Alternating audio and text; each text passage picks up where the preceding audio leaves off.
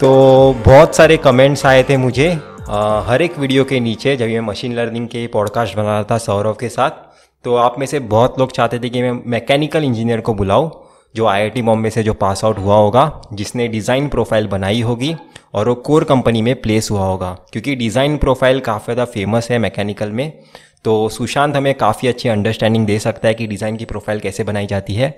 तो इससे मैं कुछ क्वेश्चंस पूछूंगा और उस क्वेश्चंस के बेसिस पे हम अंडरस्टैंड करने की कोशिश करेंगे कि आपको कितना ज़्यादा हेल्प मिल सकता है। तो सुशांत, तुमने क्यों बनाई थी डिज़ाइन की प्रोफाइल और किन बच्चों के लिए डिज़ाइन की प्रोफाइल बेनिफिशियल होगी?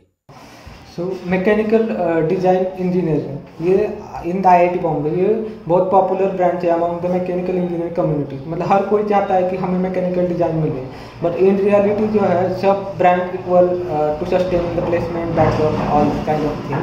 सो जनरली जो अगर बच्चा तुम स्ट्रेंथ ऑफ मटेरियल या थ्योरी ऑफ मशीन या डायनेमिक्स ऑफ मशीन और तुम अगर मशीन डिज़ाइन में इंटरेस्टेड हो या तुम्हारा वाइब्रेशन फाइनाइट एलिमेंट एनालिसिस इस तरफ तुम्हारा फॉन्ड है, अगर तुम सॉलिड मैकेनिक्स या फ्रैक्चर मैकेनिक्स और अगर तुम डिज़ाइन का ऑप्टिमाइजेशन करना अच्छी तरह से जानते हो तो तुम डिज़ाइन ब्रांच मतलब सिलेक्ट करना चाहिए।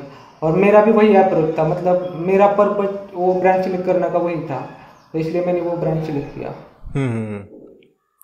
और उसी के साथ साथ ये भी बताओ कि डिज़ाइन अगर कोई स्पेशलाइजेशन ऑप्ट करेगा तो करिकुलम में ऐसे कौन कौन से सब्जेक्ट होंगे, और अगर आपको वो सब्जेक्ट्स अच्छी अंडरस्टैंडिंग बनानी है तो ऐसे कौन से प्री रिक्विजिट सब्जेक्ट्स आने चाहिए जो हमने बीटेक में पढ़े थे, ताकि ऐसे ही कोई भी उठ के डिज़ाइन प्रोफाइल बनाना है ऐसा सोच के आने नहीं चाहिए। प्री रिक्विजिट भी लोग लेके आ जाए और उन्हें ज़्यादा अच्छी तरीके से टाइम मिले 2 साल में ज़्यादा अच्छी प्रोफाइल बनाने का।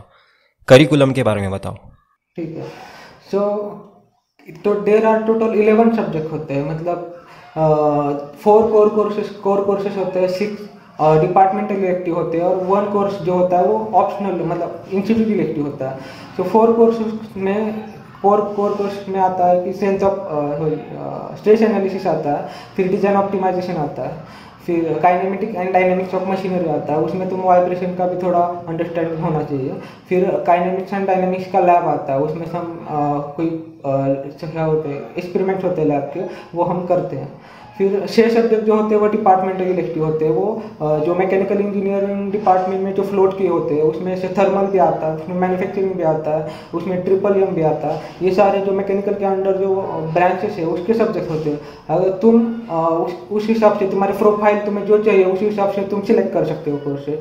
और apart from this minimum requirement तुम्हें you can take any course from college. Apart from this minimum requirement तुम कौन सा भी कोर्स अपने इंस्टीट्यूट में सिलेक्ट कर सकते हो। और कम्युनिकेशन स्किल एक होता है, वो पूरे हर एक डिपार्टमेंट को करना ही पड़ता है। फिर तुम्हारा प्रोजेक्ट होता है जो 2nd और 3rd सेमेस्टर और 4th सेमेस्टर में तुम कंप्लीट कर सकते हो, उसका सेमिनार भी होता है और सेम करिकुलम रहता है आरए और आरएपी वालों के लिए। सो इन शॉर्ट यही करिकुलम का बेसिक्स है, मतलब ये करना पड़ता है। और डिज़ाइन वर्ड बहुत ज़्यादा अपने आप में मुझे नहीं लगता इतनी अंडरस्टैंडिंग दे रहा है, क्योंकि मैकेनिकल इंजीनियर जो अभी 2nd ईयर में होंगे, फर्स्ट ईयर वाले बच्चे भी हमारा वीडियोस देखेंगे। तो मैं चाहता हूँ डिज़ाइन जो तो हम बात कर रहे हैं, डिज़ाइन की प्रोफाइल बनाएंगे मतलब एक्चुअल में क्या करने वाले हो तुम आईआईटी बॉम्बे में, क्या क्या चीज़ें एक्सप्लोर करोगे जो डिज़ाइन की प्रोफाइल बनेगी तुम्हारी? So apart from this subject जो आईआईटी बॉम्बे में बहुत सारे ऐसे क्लब्स है, ऐसे कॉम्पिटिशन है जहाँ तुम अपना डिज़ाइन का प्रोफाइल और ज़्यादा स्ट्रांग बना सकते हो। जैसे मैं एक एग्जांपल देता हूँ, हाइपरलूप है। तो हाइपरलूप में तुम वाइब्रेशन का स्टडी कर सकते हो, बहुत सारे एनालिसिस कर सकते हो, बहुत सारे सॉफ्टवेयर यूज कर सकते हो। तुम्हारा कोडिंग का प्रोफाइल अच्छा होता है जब अगर तुम ऐसे हाइपरलूप जैसे कंपटीशन में तुम पार्टिसिपेट कर रहे हो। और भी कंपटीशन है, जैसे रक्षक है, वो फ्लाइंग जेट या फ्लाइंग एरोप्लेन बनाने के लिए काफ़ी ज़्यादा बढ़ावा देता है। फिर रेसिंग कॉम्पिटिशन्स है और अदर रोबोटिक्स इवेंट है। और इसके अलावा ये इवेंट के अलावा आईआईटी बॉम्बे में बहुत सारे टेक्निकल क्लब्स हैं, वहाँ तुम अपना स्किल्स इम्प्रोवाइज कर सकते हो डिज़ाइन में, और ये तुम अपने रिज्यूमे में ऐड कर सकते हो। और इसके अलावा तुम्हारा टेक फेस्ट है अपना, तो टेक फेस्ट में भी बहुत सारे तुम अपना स्किल शोकेस करने का अपॉर्चुनिटीज है। सो ये हो गया डिज़ाइन। अगर तुम्हारा कोर प्रोफाइल तुम्हें चाहिए, अगर तुम्हें मैनेजमेंट प्रोफाइल बनाना है तो तुम बहुत सारे जैसे इवेंट है, मूवी है और सारे इवेंट है, वहाँ तुम अपना मैनेजमेंट प्रोफाइल बना सकते हो। और इसके अलावा बहुत सारे, अगर तुम्हें डिज़ाइन मतलब प्लेसमेंट का एक हो गया अप्रोच, अगर तुम स्टार्ट करना चाहते हो, जैसे बहुत सारे क्लब्स है, साइन ऑर्गेनाइजेशन है, जब कोई लैब है, कोई कोर्सेस है जहाँ तुम अपना स्टार्टअप को बढ़ावा दे सकते हो। अगर मतलब तुम अगर टीए वाला एमटेक चूज करते हो तो ये सारी चीज़ों के लिए तुम्हें कम टाइम मिलता है, लेकिन अगर तुम आरए डिज़ाइन में हो या आरएपी डिज़ाइन में है तो तुम ये सारी चीज़ें एंजॉय कर सकते हो आईटी में, जहाँ तुम अपना प्रोफाइल और बढ़ा सकते हो। तो यही है। और इसके अलावा तुम्हारा स्पोर्ट्स कल्चरल भी आईआईटी बॉम्बे में, जहाँ तुम अपना और भी ब्रेन को और इम्प्रोवाइज कर सकते हो। या तो मैंने तो पूछा था तुम्हें डिज़ाइन में क्या क्या एक्सप्लोर करने मिलेगा, पर तुमने बहुत अच्छी अंडरस्टैंडिंग बता दी है कि आईआईटी बॉम्बे में क्या क्या एक्सप्लोर करने मिलेगा अगर तुम मैकेनिकल इंजीनियरिंग ऑप्ट करोगे तो।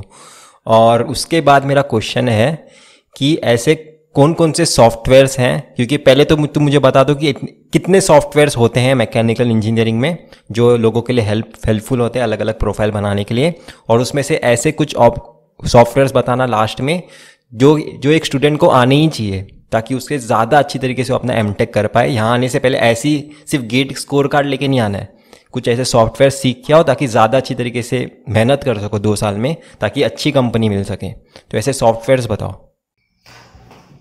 ठीक है, तो मैं पहले सॉफ्टवेयर का नाम बताता हूँ, एक लिस्ट वाइज जाता हूँ, फिर हम डिस्कस करेंगे कि कौन सा ज़्यादा इम्पोर्टेंट है। जैसे मैंने बहुत सारे सॉफ्टवेयर बीटेक में लर्न नहीं किए थे, यहाँ पे आने के मुझे बहुत कुछ सीखने को मिला।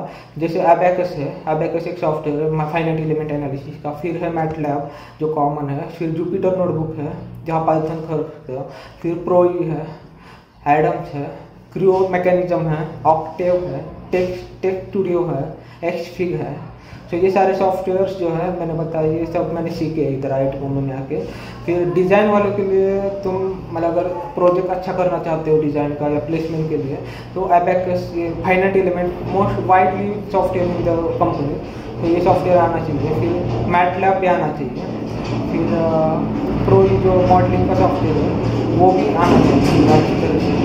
फिर एडम्स एक है, फिर क्रियो मैकेनिज्म। ये बेसिक सॉफ्टवेयर मैंने बताया। ये सॉफ्टवेयर तो तुम्हें mechanical design engineer as a mechanical design engineer आने ही चाहिए। अगर तुम्हारा मतलब रिसर्च वर्क में तुम्हें लेटेक्स ये सॉफ्टवेयर है, वो तो मतलब अगर तुम्हारा एमटेक का प्रोजेक्ट या थीसिस अच्छा बनाना चाहते हो तो एक लेटेक्स जो है वो भी सीख लो। और लेटेक्स बीमर भी होता है जहाँ पीपीटी बना सकते हो हम लेटेक्स का। फिर पाइथन, ये जो सॉफ्टवेयर मैंने बताया अभी तक वो सब डिज़ाइन के लिए मिनिमम रिक्वायरमेंट है, वो आनी चाहिए। फिर अगर तुम एक्स्ट्रा कुछ सीखना चाहते हो तो पाइथन या मैटलैब सिमुलिंक है, तो ये सॉफ्टवेयर तुम सीख सकते हो। और ये सॉफ्टवेयर सीखने के लिए अगर तुम आईआईटी बॉम्बे में जाते हो तो तुम्हें और मतलब बाहर की कोई प्रिपरेशन नहीं करना पड़ता। तुम्हारा जो कोर्स प्रोजेक्ट होते हैं या कोर्सेज होते हैं यहाँ पे तुम ये सब सॉफ्टवेयर सीख जाते हो।